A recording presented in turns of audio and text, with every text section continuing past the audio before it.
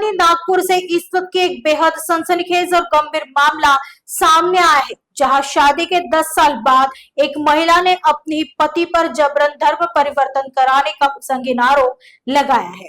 यह पूरा मामला नागपुर के शांतिनगर पुलिस थाना क्षेत्र का है। पीड़ित महिला की उम्र 45 वर्ष बताई जा रही है। शिकायत के मुताबिक महिला की यह दूसरी शादी थी और शादी के 1 दशक बीत जाने और एक बेटा होने के बाद अब यह विवाद पुलिस थाने तक पहुंच चुका है। पुलिस सूत्रों से मिली जानकारी के अनुसार नरेंद्र नगर की रहने वाली पीड़िता का करीब 10 साल पहले शांतिनगर के आरोपी शख्स से संपर्क हुआ था, जिसके बाद दोनों ने विवाह कर लिया। दोनों का एक 10 साल का बेटा भी है, लेकिन पिछले कुछ दिनों से इस परिवार में तीखा घरेलू विवाद चल रहा था। पति की प्रताड़ना से तंग आकर जब महिला शांतिनगर थाने पहुंची तो उसने जो आरोप लगाए उससे पुलिस भी हैरान रह गई। महिला का आरोप है कि शादी के बाद से ही उसका पति उस पर लगातार दबाव बना रहा था और डरा धमका कर उसने जबरन उसका धर्म परिवर्तन करा दिया। मामले की संवेदनशीलता और गंभीरता को देखते हुए शांतिनगर पुलिस ने तुरंत एक्शन लिया है।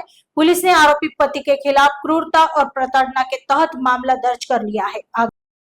मामला समोर येत आहे, तपास सुरू केलेला आहे शांतिनगर पोलीस पथकाने वरटे मार्गाच्या आपल्यामार्फत काय नेमकं माहिती आहे काय? यामध्ये ज्या फिर्यादी आपल्याकडे आलेल्या आहे, फिर्यादीने दिलेल्या तक्रारीनुसार त्यांच्यातील आरोपीशी जवळपास 17-18 वर्षापासूनचे संबंध होते। सुरुवातीला ते लिव्ह-इनमध्ये पण राहत होते। त्यांनी लग्न पण केलेलं आहे, त्यामुळे त्यांच्या संबंधात त्यांना एक 10 वर्षाचा मुलगा पण झालेला आहे।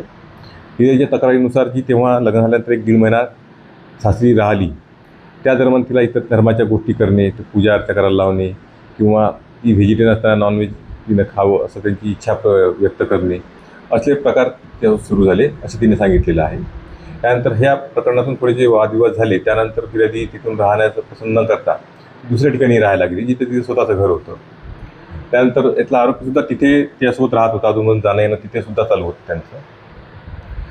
याच कारणावरून जी तिला शारीरिक आणि मानसिक त्रास होत होता। सोबतच तिने फिर्यादीला त्यातील आरोपीला बरेचसे पैसे दिल्याचं सुद्धा सांगितलं, ज्यामध्ये 35 लाख 18 लाख असे पैसे दिले, जे की इन्व्हेस्टमेंट म्हणून त्यांना दोघांच्या नावाने घर खरेदी करायचं होतं। फिर्यादीच्या मतानुसार की त्यांनी त्या पैशाचा वापर करून ते घर स्वतः एकट्याच्याच नावाने खरेदी केलेलं। त्यानंतर घटनेच्या दिवशी यातील फिर्यादी आरोपी जो आहे त्यांनी त्याला त्या प्रॉपर्टीवर लोन काढायचं आहे यासाठी त्यांनी कागदपत्र मागितले। त्याप्रमाणे फिर्यादीच्या म्हणण्यानुसार त्याला कागदपत्र सुद्धा दिले आणि फिर्यादी आपलं जर पटत नसेल तर डिवोर्स घेऊ याकरता त्याने असलेली वेगवेगळ्या चित्र मागण्या समोर ठेवल्या। त्यामुळे फिर्यादी त्रासली आणि तिला झालेला जो शारीरिक, मानसिक आणि आर्थिक त्रास आहे त्या संदर्भात तिने पोलीस स्टेशनला तक्रार दिली। त्यामध्ये आपण कलम 85, 75, कलम 351, 352, 352 त्याप्रमाणे गुन्हे नोंद केलेले आहेत भारतीय न्यायसंहिता अन्वये। त्या गुन्ह्याचा पुढील तपास सुरू आहे।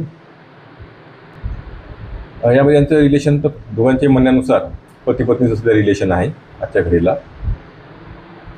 त्यामध्ये जो आरोपी म्हणून तिने ज्या आरोपीला ज्या नवरा हारून शेख हे त्याचं नाव आहे,